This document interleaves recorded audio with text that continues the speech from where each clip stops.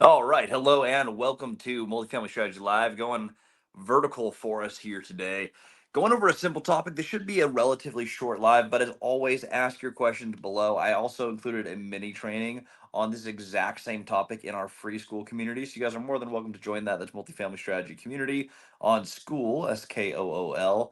But have a completely free course in the classroom section there that you guys are more than welcome to take with even more tips on how to get yourself unstuck in real estate. But for today's episode, I'm going to share the number one thing. This keeps coming up when I'm talking to people in the mentorship group. I'm working with other people. There's feeling stuck in their market, in real estate in general, on analytics. They're not finding enough deals. This is one of the biggest difference makers in finding opportunities. So, what I have found has made the largest difference for me in my business, for other people in their business, is the difference between people who actually write the offers on deals. And I don't mean on every good deal. If you're looking in a town, and let's say, example, you're on LoopNet or you're on Corexy, and there's 2 or 3 listings there, and all of them are bad deals. Your mission is not to only find good deals to try to buy. And I think that's where most people are getting stuck. They're going, wait a second, I need to find these amazing deals. I'm looking for the best opportunities. I don't want to waste a phone call. If you call the broker and you ask questions about the deal, here's what I found. One, sometimes if you just work the deal, and sometimes your offer looks nothing like what they're asking for, occasionally, not all the time, but occasionally they'll say, yes, this happened to me on a 26 unit deal. 26 units, they wanted I think it was $2.3 million. We offered 1.6. We expected them to counter this transaction. They just said yes. They're like, well, we tried. We got to take the offer that we have, and we're moving money into development. I offered the seller a good enough offer. They were shooting for the stars. They didn't hit it. Didn't matter. They moved on. I got a stellar deal, and we got it for astronomically less than it was listed for. That'll happen sometimes, but more often, this is what happens.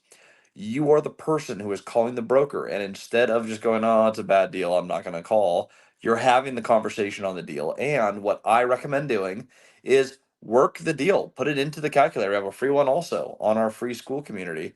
But check out the calculator, plug in your numbers, and go, well, you know what? The deal doesn't work where it's listed, but this is how the deal would work for me. Now, you can do this with creative finance on the debt side. You can just do a simple transaction with a bank where you go, hey, for the bank to lend on this, for me to actually cash out the seller, what we need to do is we need to offer substantially less for this deal. What am I not saying? I'm not saying go in and just start lowballing properties and you're going to get a bunch of deals. That's probably not going to happen. There's a lot of people trying to do that. You're going to be competing with them. What I am recommending, and this is the difference maker if you're trying to move forward in multifamily, write an actual offer that you can defend on why you think it will work. If I have a property, let's say I'm trying to get the debt service coverage ratio to like a 1.25, the bank will lend on this. My conversation with the broker is, all right, I looked at the deal. I've been looking at it here for a few minutes. I believe where the bank's going to come in on this is, let's say it's $1 million asking price and it's worth $800,000. I looked at this deal and I'm thinking the bank is going to want to lend on this at $700,000. Is it offensive for us to write that offer? Is it even worth our time? Or should I just move on? Either way, what you've done is you put yourself in a totally different category in a broker's mind. Now, there's a lot of people who will call on deals. I was an agent for 2 years before I became a real estate investor full time. When you're working with clients and they are looky loos, they ask lots of questions, they never give you offers, they're in one bucket. They're your tire kickers. Then there's the people who actually offer on deals. Even if your offer is borderline offensively not what the seller wanted, if I'm having conversations with brokers who represent the type of property I want to buy in the area I want to buy, and I am someone who actually writes offers that make sense and I can justify why I'm writing the offer that I am, well, now these brokers will start sending you listings. Now, most deals trade off market. In fact, all of the properties I've ever sold have all sold off market. There's a conversation between me and a seller, or a broker and a seller. I call my agent, and he goes, "Hey, before we list it, let me ask around in my network." The insiders get all the best deals, which is why you're not seeing listed in your market. So your goal here, while you'll occasionally buy real estate and occasionally get an amazing price, your goal here is simply to come in, be the one who writes the offer, be the one who builds the relationship with the broker, move from an outsider to an insider in your market. And what you're going to find is there's actually a lot more deals going on there. There's other people trading. Now, this got me into Stephenville, Texas, where I now have 186 units. It got me into Abilene, Texas, where we're closing on 144 units. It got me into Moses Lake, Washington, where I had over 100 units. In Ephrata, where I have 27 units. This broke us into Union, where I've only done three transactions. But I have in that market $1 million house, a $4.5 million resort, and a $1.5 million RV park. How do we do all these transactions? Well, two of those, of all the deals that I did in there, were listed on the MLS. Everything else came in off market, and a ton of these came in from brokers.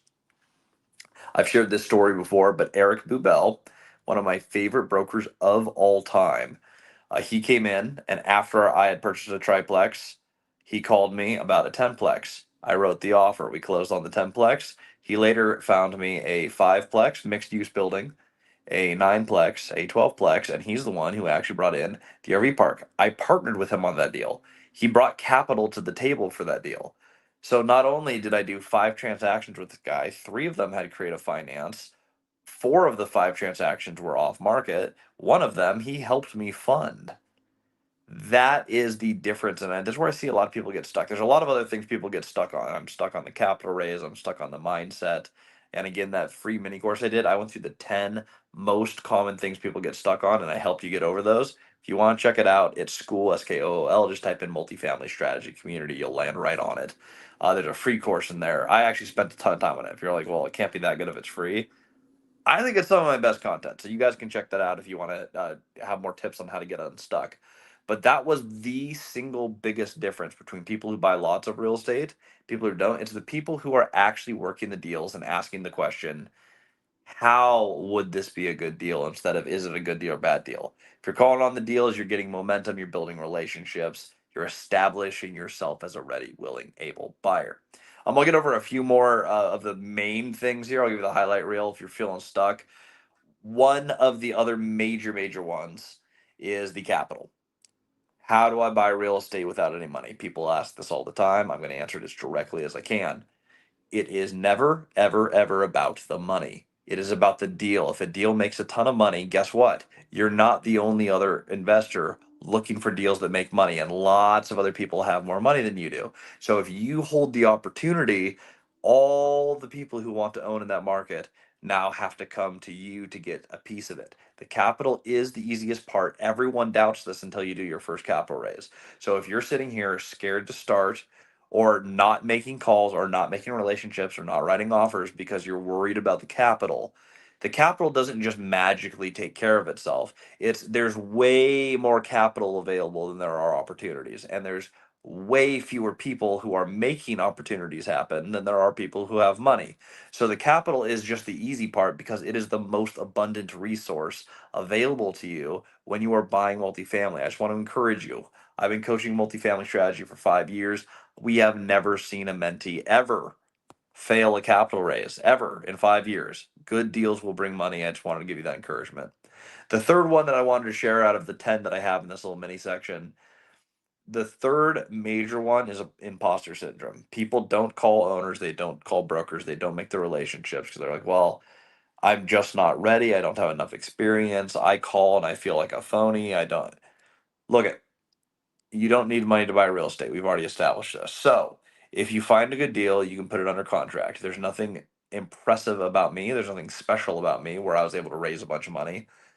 Caleb Hommel, who's on this channel all the time, he started at 18 years old. He had a credit card with a few $1,000s on it. He had no job. He had no income. He had no college degree, barely had a high school degree.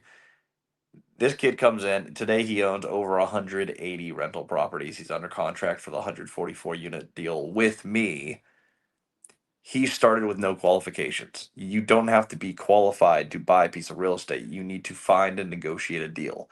If you have the simple ability to identify a cash flowing property and can put together an opportunity to close on that property, and last piece, give a return to other investors, which is pretty easy to do on a cash flowing piece of real estate, then guess what?